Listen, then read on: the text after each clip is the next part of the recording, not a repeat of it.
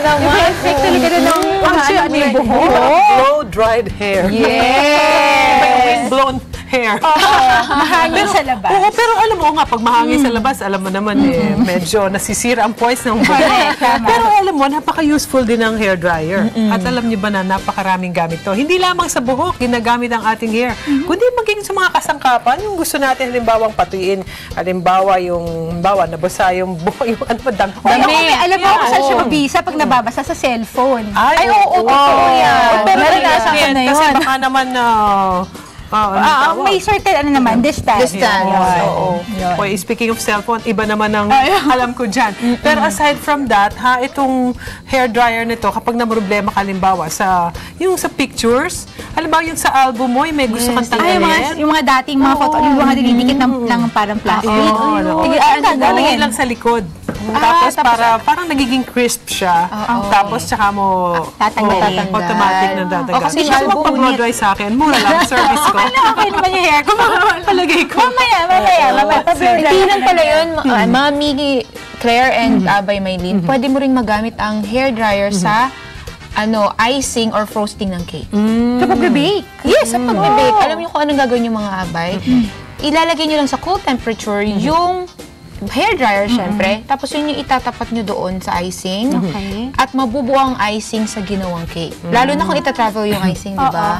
So yun, pag itinapat mo yan, cool temperature, mas mabilis na mabubuo yung icing. Kung medyo nagmamadali tayo. Ayan, katulad na pinapakita sa ating mga screens, di ba? And if I may add, marami pang gamit ito eh. Halimbawa, yung mga kataong bahay natin nagmamadali, yung gusto mag-defrost naman nung kanilang freezer, tinatapatan din yan? Tatapatan lang. Para sabihin mo, ang tagal namang matunaw nito. O yung iba, kukuha ng kutsilyo or anything sharp, di ba? O ito, kunwari, pagkatapos magpatuyo ng buhok, itapat mo naman siya. O, di ba? Pag hindi natunaw siya, mas madali mo siyang matanggal. Ayan. O, may mga reminders pa tayo. Para naman masulit ang panonood ng ating mga kataong bahay. Alam mo, sa ating reminder, narito naman yung iba't ibang paraan para mapanatiling maayos na paggamit naman ng washing machine. Kita nyo, kayo ba'y naglalaba? Oo naman. Oo naman.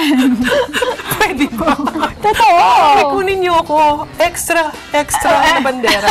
Oo. Totoo. Oo. Seryoso ka, ha? Kapag tinawagan kita, cannot be reached ka.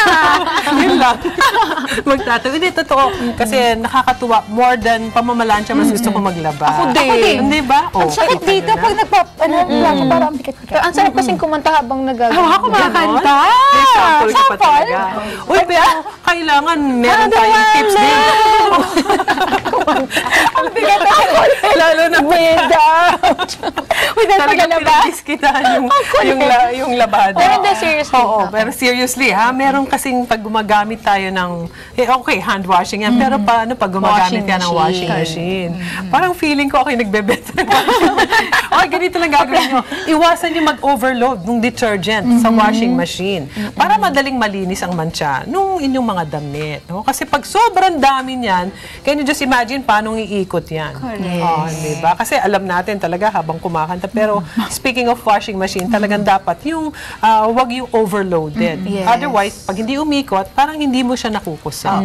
Diba? May dadagdag ka ba? Alam ko mga experts. Tsaka ano daw, tatry ko to sa bahay. Sabi sa akin nung isang abay natin, maganda rin daw gamitin yung asin at baking soda. Instead na gumamit ng madaming detergent soap, asin daw ang ilagay at baking soda para matanggal yung mancha ng damit. So parang dadagdagan mo yung sabon, detergent ng asin at saka yes.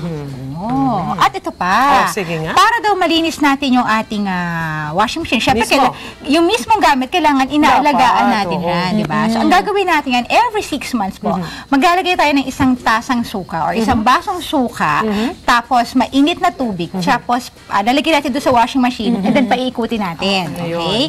Tapos, of course, depende yan doon sa laki ng washing machine natin, kasi alam nga naman yung tipong pang heavy duty yung washing machine, tapos konti lang. So, depende yan sa laki ng ating washing machine. machine. And of course, magdadagdag tayo ng isang tasang bleach at saka dagdagan natin ng mainit na tubig para naman maalis yung amoy. Kasi sometimes, pag naglalaba tayo, nag-iiwan siya ng, ng amoy. Yes, ng scent sa washing At saka yun nga yung sinasabi natin, huwag sobrang, i-rinse off mo rin. Otherwise, baka yung naalala nyo, nung isang araw, pinag-uusapan natin na yung suka, ibang gamit niyan.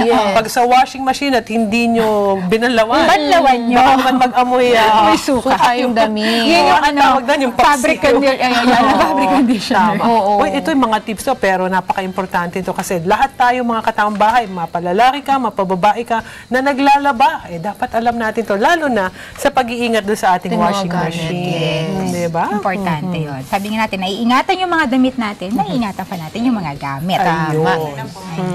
So, ayan, mga ilan lang yan sa tips. Pero alam ko, may mga naghihintay ng mga pagbati natin. Oo, dahil si Abay Julie nakabalik na ba? Parang alam ko, kumuha siya ng tinapay. Nandiyan na siya, nag-aabang naman. Ganun ba? Anyway, sa pagbabalik natin, makakasama natin si Abay Julie. Diyan lang kayo, babalik pa po kami.